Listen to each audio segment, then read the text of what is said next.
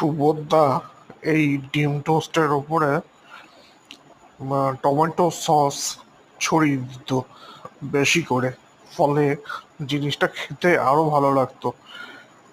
এটা অবশ্য ভালো লাগে।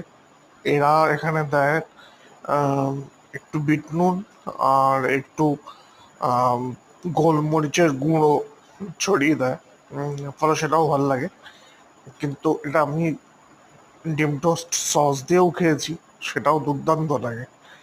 তো এই ডিম টোস্ট খাওয়ার সূত্রে আমার কলেজ বেলার কথা মনে পড়ে গেল, সুভদ্রার কথা মনে পড়ে গেল, সুভদ্রার ক্যান্টিনের কথা মনে পড়ে গেল। সেখানে গিয়ে আমাদের দুটো ক্লাসের মাঝখানে গিয়ে টিফিন করে আসা, সকাল সকাল খেয়ে বেরিয়ে তখন খিদে পেয়ে যেত। আহ, সেই আজকে আবার সেই কথা মনে পড়লো।